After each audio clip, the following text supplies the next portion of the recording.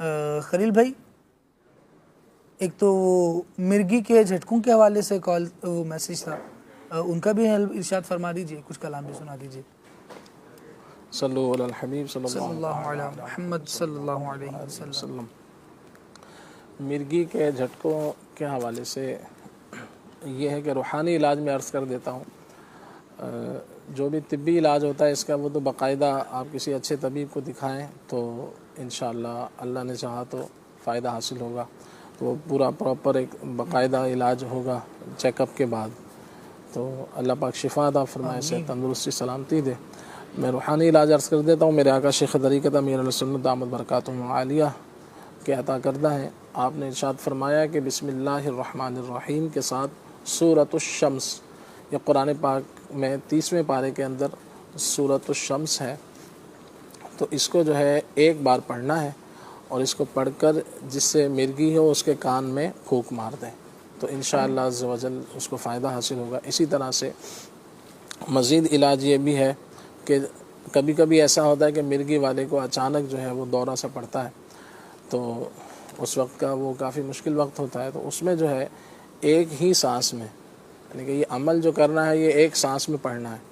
और पढ़ना क्या है कि या अल्लाहु या रहमानु, या अल्लाहु या रहमानु 40 मरतबा पढ़ना है एक ही सांस में। और फिर जिसको मिर्गी वाले को जो दौरा पड़ा है उसके कान में फूंक मार दें तो इंशाअल्लाह अज़्ज़ व जल फ़ौरन जो है अल्लाह की रहमत से होश आ जाएगा इंशाअल्लाह। मिट्यारी से मैसेज है और इनका कहना ये है कि मेरे अब्बू को मैदे की तकलीफ़ है और बदहज़मी भी है, इसका भी इलाज इरशाद फरमा दें। बदहज़मी के हवाले से तो ये है कि ज़्यादातर इसका ताल्लुक़ जो है बंदे की ग़िज़ाओं से होता है कि बंदा क्या खा रहा है, क्या पी रहा है, इस पर गौर कर ले।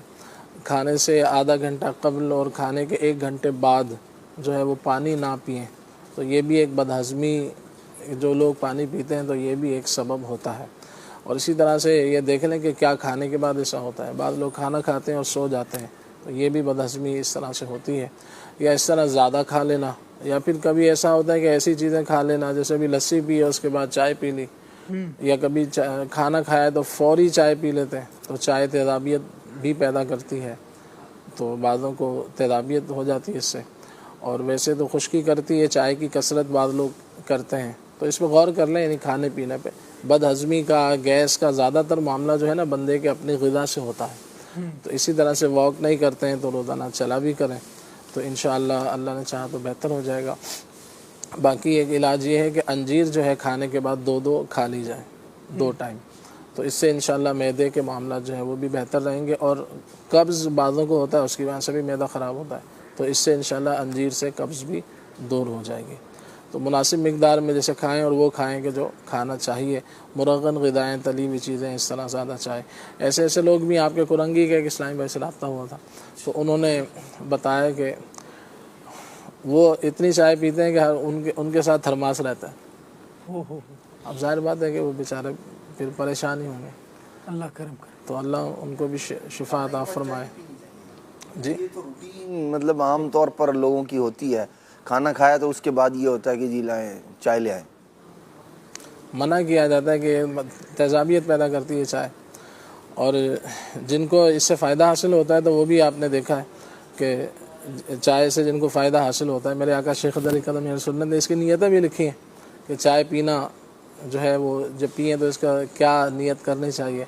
और फिर ये कि आपका अंदाज़ क्या है कि आप फरमाते हैं कि दिन भर में मिला जुला के आधा कप, जैसे 2-3 बार में मुश्किल से वो आधा 1 कप बनता होगा, लेकिन ये है जो पीने वाले हैं वो कसरत से पी रहे होते हैं। तो ज़्यादा पीना, वैसे भी जो चाय ज़्यादा पीते हैं तो मेरे आका आला हज़रत रहमतुल्लाहि तआला अलैह का फरमान इस तरह का मिलता है मफ़हूम कि ज़्यादा चाय पीने वाले का गुर्दों के अमराज से बचना मुश्किल है। तो गुर्दों के अमराज में मुब्तला हो जाया करते हैं इससे लोग। अल्लाह पाक अपने हिज़्ज़ो अमान में रखे, सेहत व आफ़ियत सलामती अता फरमाए। तो ये कि किसी भी चीज़ की कसरत नहीं करनी चाहिए। तो बहरहाल अल-मुख्तसर ये कि आप जो है अपने खाने पीने पर गौर कर लें। छोटी इलायची ले लीजिए, वो भी मुँह में रख कर जैसे चबाते रहें वक्तन फ़वक्तन, तो इससे भी इंशाअल्लाह हाज़मे में फ़ायदा हासिल होगा इंशाअल्लाह। अल्लाह करीम हमारे मरीज़ों पर रहमत की नज़र फरमाए, उनको शिफाएं अता करे। एक फैसलाबाद से मैसेज है, इनका कहना यह है कि अब्बू को पट्ठों का बहुत मसला रहता है, गर्दन के पट्टे अक्सर खिंचे रहते हैं, इस हवाले से भी कुछ इलाज तजवीज़ फरमाइए। गर्दन के पट्ठों के हवाले से ये है कि ये है तो कमज़ोरी का मामला, क्योंकि जैसे वालिद साहब का जिक्र कर रहे हैं तो एक एज का भी मसला होता है, उम्र का मसला होता है। तो इसमें ये कि बुज़ुर्गों को ऐसी ग़िज़ाएँ दी जाए कि जो हज़म भी जल्दी हो जाए और उसमें फ़वाइद भी ज़्यादा हों। जैसे जौ का दलिया इस्तेमाल में रखा जाए तो ये ताकत के लिए मुफीद है। खजूर का इस्तेमाल कर लिया जाए। अंजीर का जैसे जिक्र हुआ तो अंजीर भी बहुत ज़्यादा मुफीद है पट्ठों की ताकत के लिए, वो ले ली जाए। इसी तरह से हो सके तो बकरे का गोश्त, अब यूँ ही समझ लें कि एक दवा समझ के इस्तेमाल कर लें। सही। हफ्ते में एक बार, अगर जेब इजाज़त नहीं देती तो 2 हफ्ते में एक बार कर लें। तो थोड़ा सा पाव भर गोश्त ले लें, आधा किलो ले लें, तो वो गोश्त में थोड़ा सा कद्दू शरीफ मिला के उसको पका लिया जाए। देसी घी अगर हो दस्तयाब तो वो उसमें डाल लिया जाए। तो उससे ये है कि ये एक ऐसी ग़िज़ा होगी कि जो जिस्म को ताकत देगी। हमारी रूटीन क्या होती है, सुबह उठे चाय ली, पापे खाए, बिस्किट खाए, रात भर पेट खाली था, फिर सुबह भी थोड़ा सा कुछ खाया, फिर उसके बाद अपनी रूटीन में जो भी है उसमें लग गए, फिर दोपहर में थोड़ा सा कुछ खाया, तो रात में जो है फिर कुछ जैसे कुछ ऐसी चीज़ें खा ली जो अमूमन जैसे ताकत कम देती हैं। आम तौर से घरों में मुरगन ग़िज़ाएँ ही ज़्यादा चलती हैं। अगर ऐसी सामने रख दी जाए तो क्या कहा जाता है कि तो पानी रख दिया, सही पका हुआ नहीं। सही। तो अगर जैसे हम बुज़ुर्गों की तरबियत पे जाएं तो ये कहा जाता है कि अपने खाने पीने में चीनी और ऑयल जो है कम हाफ कर दें, आधा डालें, तो उससे। लेकिन ये कि हमें वो चाहिए होता है कि जो बहुत ज़्यादा लज्जत भी हो और उसमें मुरगन भी हो। इस तरह की चीज़ें बुज़ुर्गों को ख़ास तौर से नहीं देनी चाहिए। मिठाइयाँ हैं, इस तरह की चीज़ें हैं, तो उससे बचेंगे इंशाल्लाह तो अच्छा फ़ायदा हासिल होगा। और ग़िज़ा पे तवज्जो दे लें। और बाकी इस साथ अगर कुछ खाना चाहते हैं, कोई ऐसी चीज़ बना के कि जिस्म को ताकत दे, हड्डियों वगैरह को, तो उसमें ये है कि अब सिंगाड़े मशहूर एक चीज़ है, सिंगाड़े।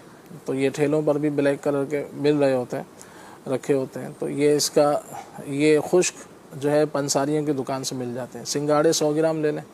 100 ग्राम जो है वो गोंद कीकर की जो गोंद होती है, ये भी एक आम चीज़ है, तो ये 100 ग्राम ये ले लीजिए।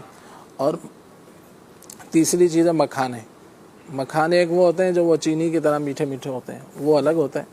तो ये फूल मखाने कहलाते हैं। ये पंसारियों की दुकान से, जड़ी बूटियाँ जहाँ से मिलती हैं वहाँ से मिल जाएगा। तो 100 ग्राम ये ले लें। तो ये 3 चीज़ें 100 ग्राम हो गई। अगर शुगर नहीं है वालिद साहब को तो वो इसमें 100 ग्राम मिश्री भी मिला लें। तो ये चारों चीज़ों को पीस लें और फिर एक चम्मच दूध में डालकर इस्तेमाल कर लें। तो इंशाअल्लाह अज़्ज़ व जल ये जिस्म में कैल्शियम के लिए बहुत बेहतरीन है, हड्डियों को ताकत देने के लिए, हड्डियों की मजबूती के लिए, और नकाहत कमज़ोरी के हवाले से। तो ये बच्चों को भी दे सकते हैं।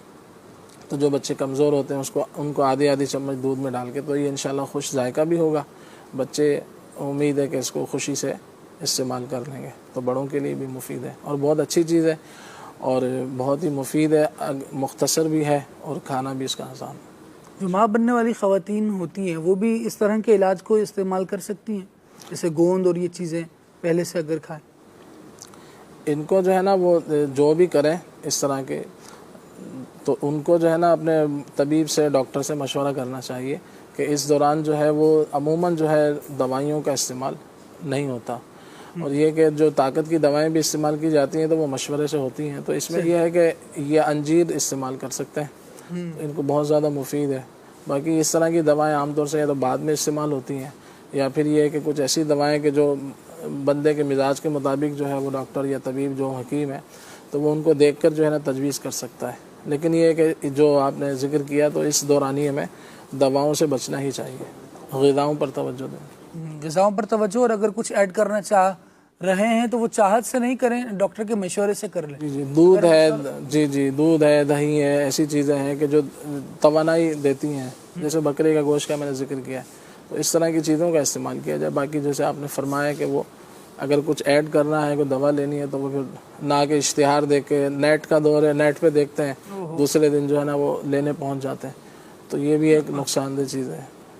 खलील भाई, जौ का दलिया मीठा बनाया जाए कि नमकीन?